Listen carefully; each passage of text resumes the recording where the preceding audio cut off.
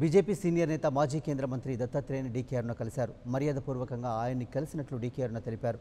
మహబూబ్ నగర్ జిల్లా వ్యాప్తంగా ఉన్న బీజేపీ నేతలను కలుస్తానని డీకే అరుణ అన్నారు.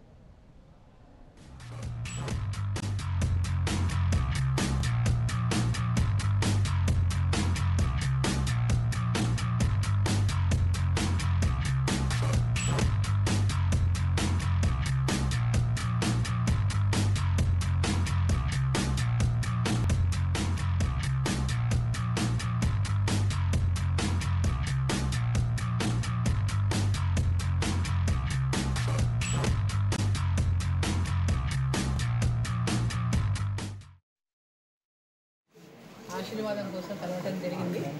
మరి ఈరోజు బీజేపీ పార్టీలో చేరిన సందర్భంగా వారందరి యొక్క ఆశీస్సులు ఉండాలని, మరి ముందల నన్ను మంచిగా గైడ్ చేయాలని పెద్దలు వాళ్ళు అనుభవజ్ఞులు వారిని కోరడం జరిగింది.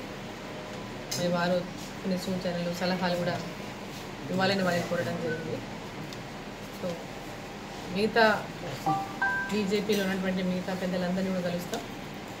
అదేవిధంగా మహబూబ్ నగర్ పార్లమెంటుకు సంబంధించి కూడా, ఎందుకంటే మహబూబ్ నగర్ జిల్లాలోనే ఉన్నటువంటి బీజేపీ క్యాడర్, ఉమ్మడి మహబూబ్నగర్ జిల్లా బీజేపీ క్యాడర్ అంతా కూడా అందరితో ఈ 1-2 రోజుల్లో అందరినీ కూడా కలుస్తాం. అందరితో కూడా సమన్వయం చేసుకొని బీజేపీ పార్టీని రాష్ట్ర వ్యాప్తంగా కూడా బలోపేతం చేసే విధంగా, అదేవిధంగా రేపటి పార్లమెంట్ ఎన్నికలు కూడా బీజేపీ పార్టీ అభ్యర్థులను గెలిపి తెలంగాణ రాష్ట్రానికి బీజేపీకి ఒక నూతనమైనటువంటి ఒక ఉత్తేజాన్ని, ఉత్సాహాన్ని కల్పిస్తున్నటువంటి ఒక చర్య.